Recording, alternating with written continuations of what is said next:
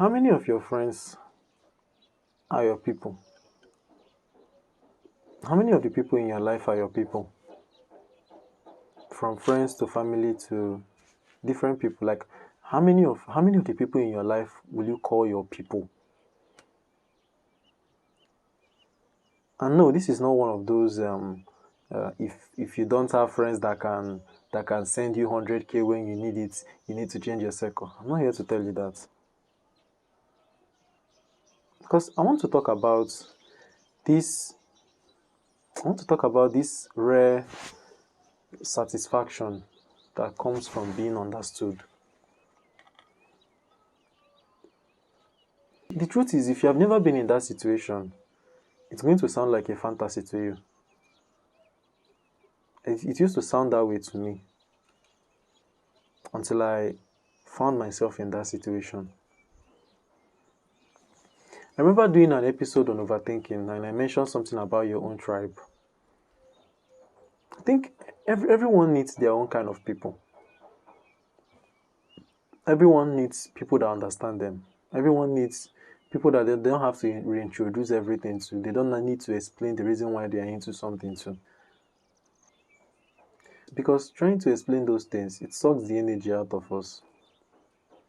Imagine having to explain to somebody that I know constantly the reason why I like listening to podcasts, the reason why I like podcasting.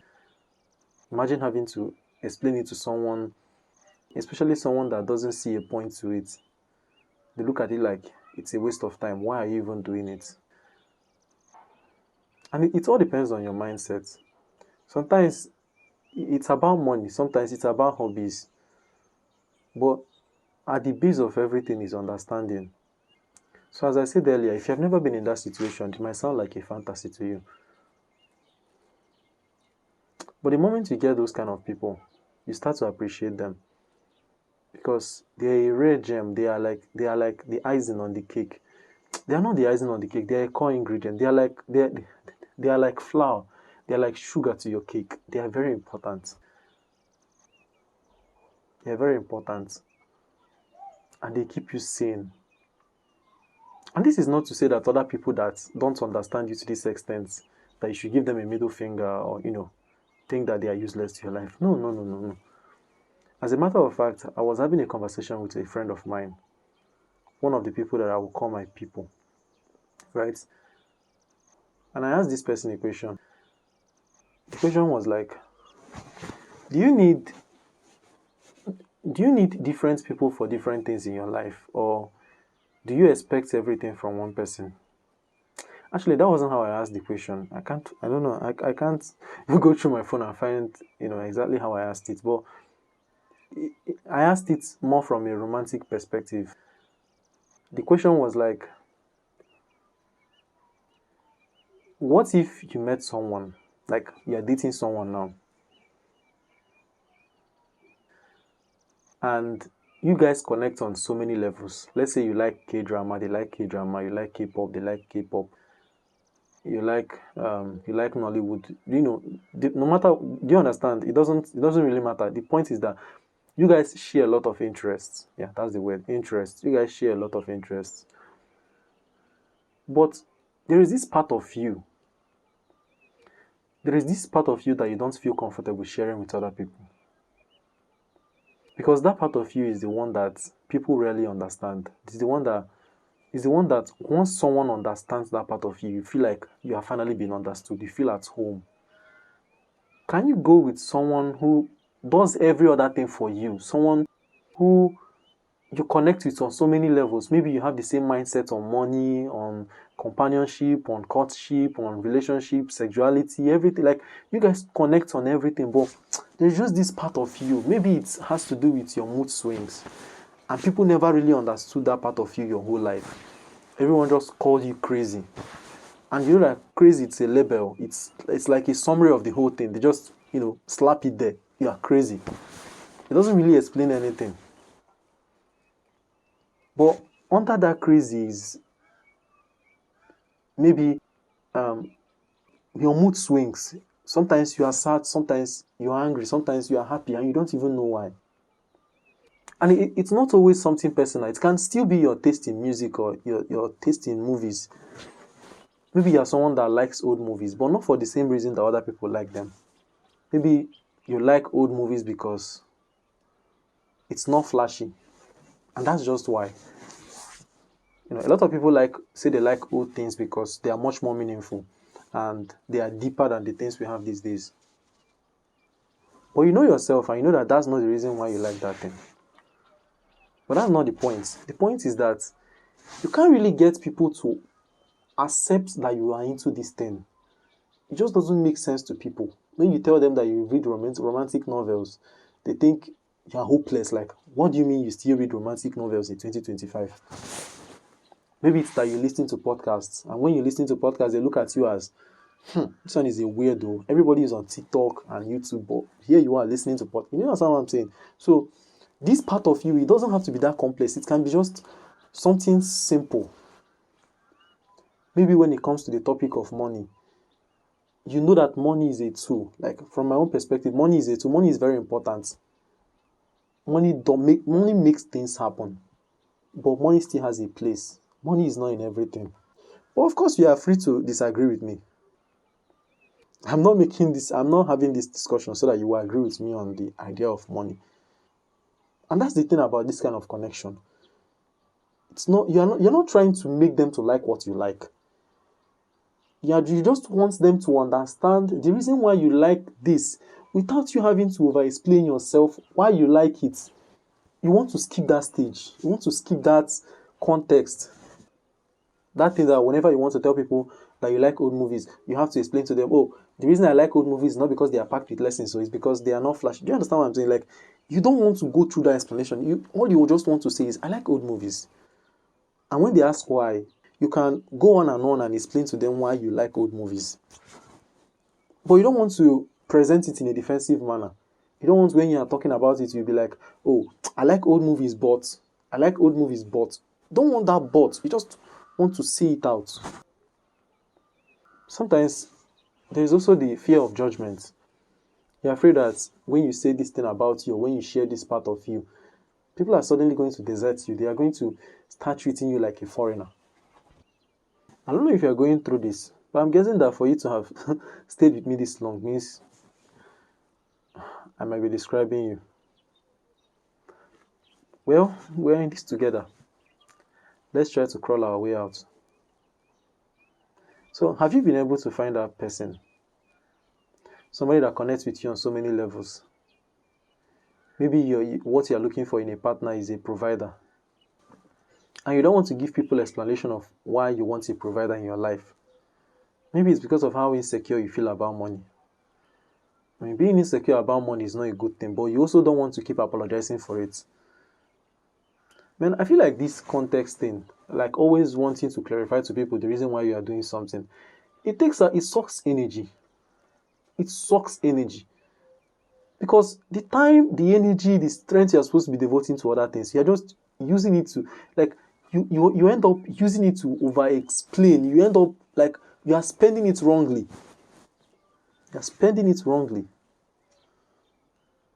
It's terrifying.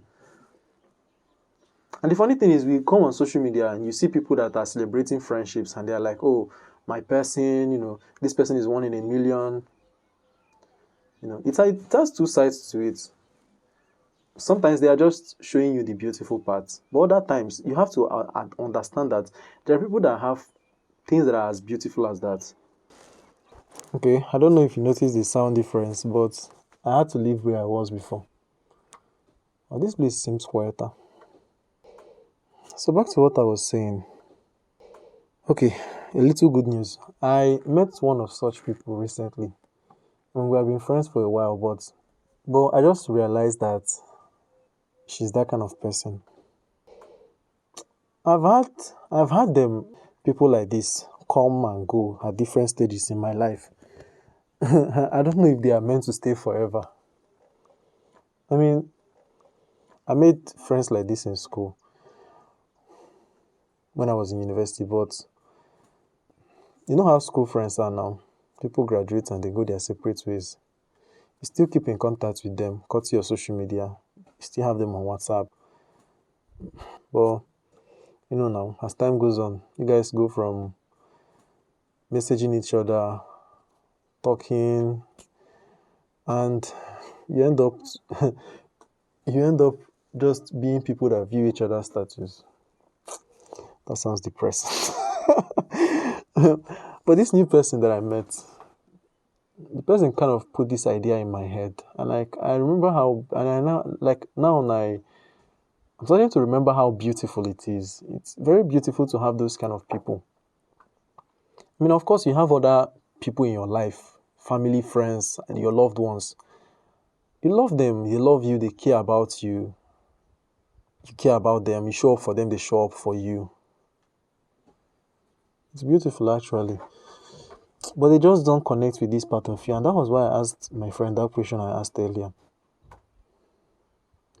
But the thing is that even that kind of question, it's not everyone you can ask that kind of question, because where is it even coming from? Where is it coming from? Like, that's what you are going to get as a question, like, without getting an answer. Person will be like, why are you asking these kind of questions? Why are you asking this kind of question?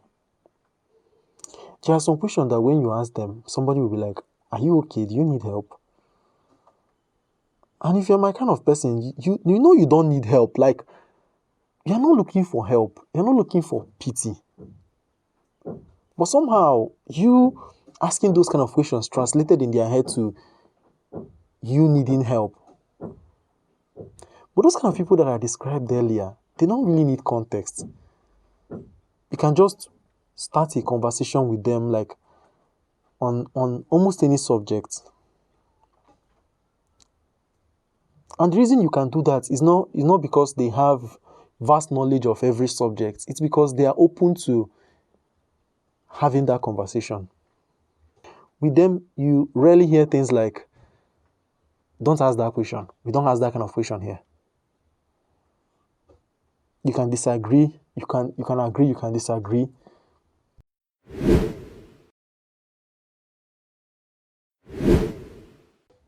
It's like when you try to explain to someone about money, just as I said earlier, when you try to explain to someone about your take on money, about, I understand that money is beautiful, money does things, or is it this concept of, when people get money, they suddenly change? I don't buy that idea. I don't agree that people change after they get money. It doesn't happen.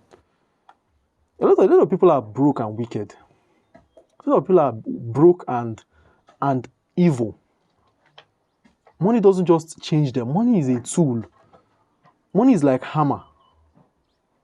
Money is like fire. You can do with it whatever you want.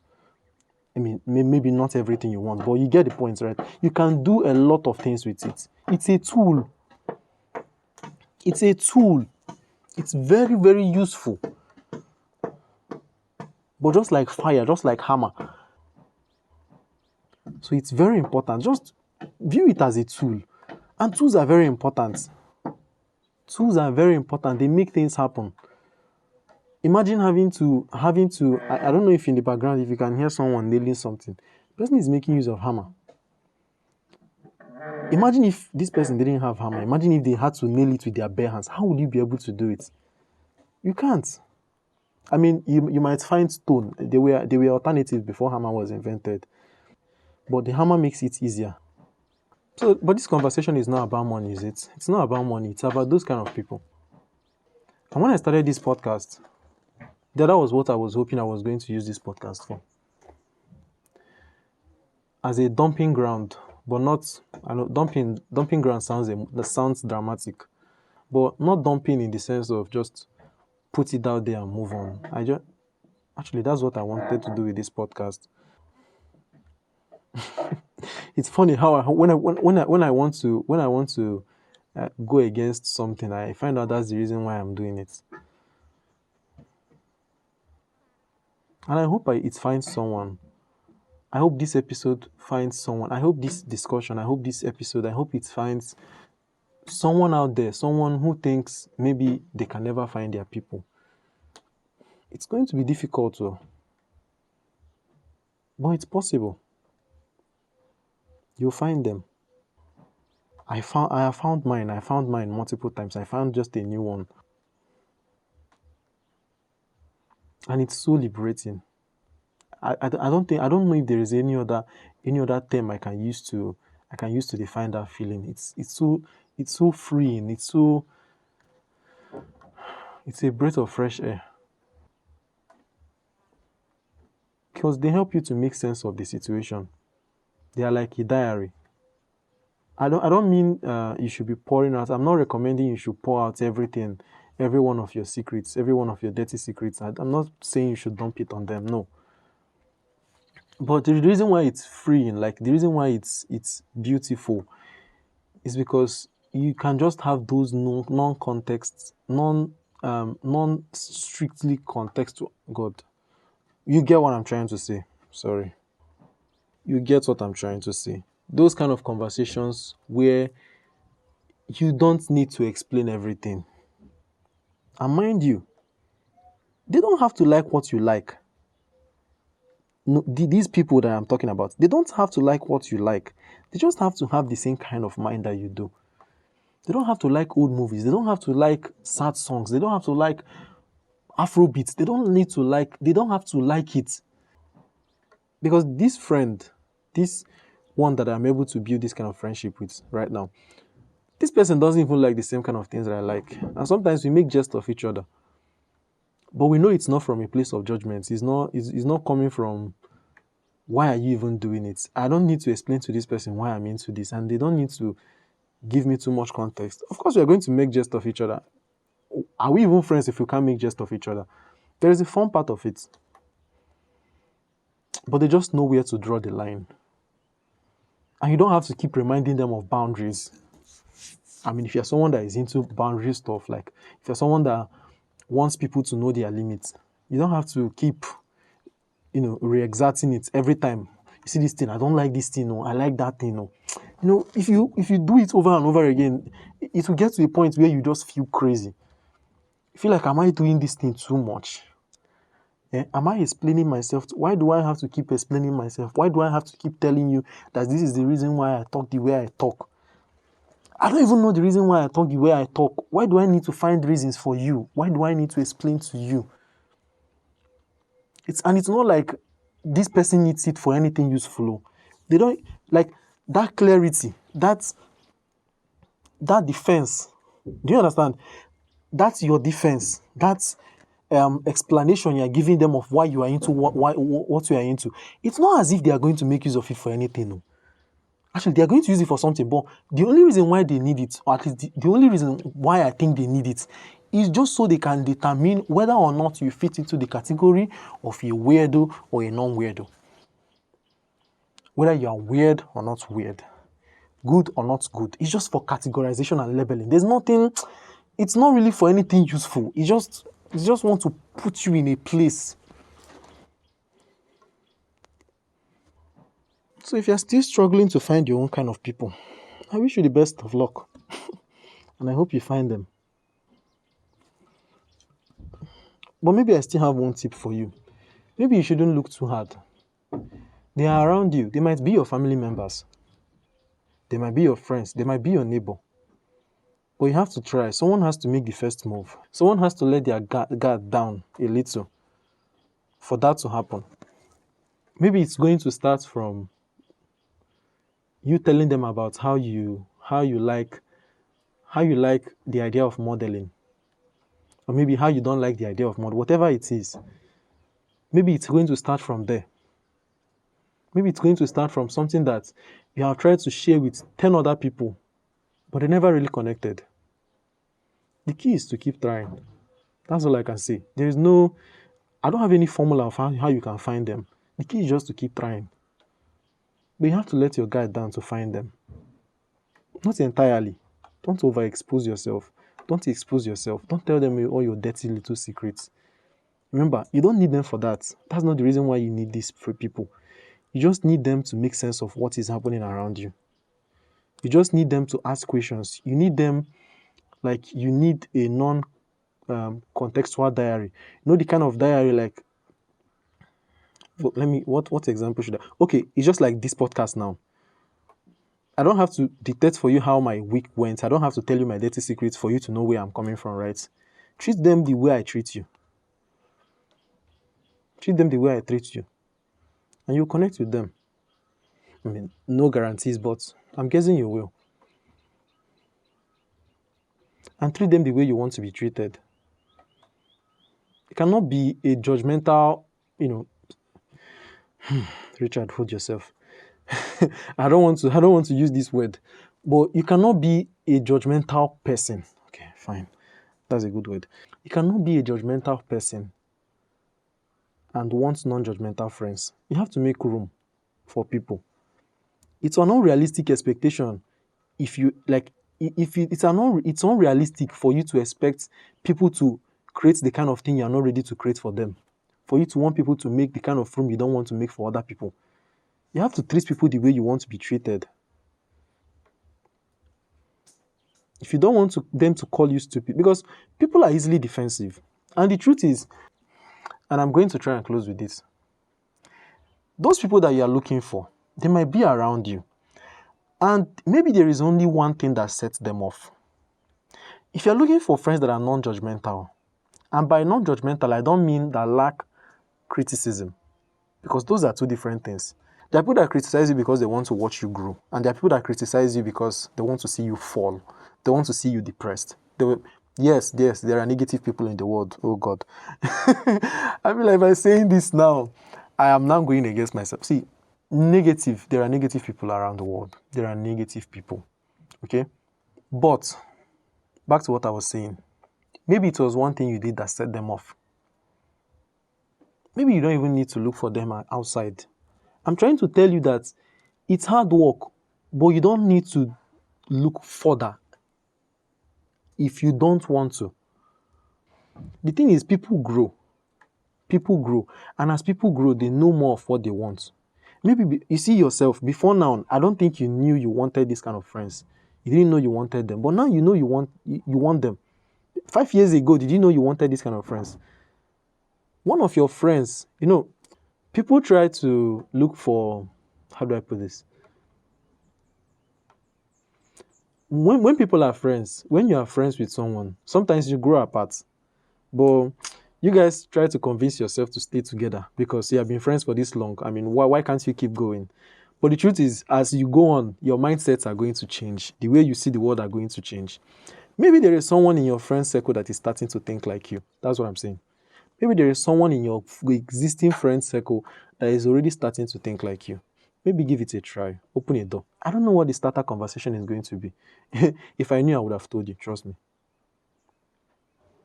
And that's all I want to share with you this week. I hope you enjoyed this episode.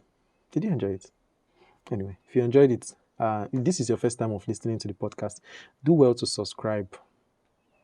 I would have asked for a 5-star rating.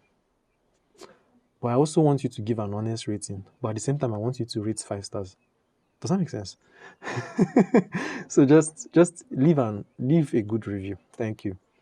I appreciate it. And tell a friend to tell a friend. If you have had this kind of thoughts that I had, and people have called you, what do they used to call you?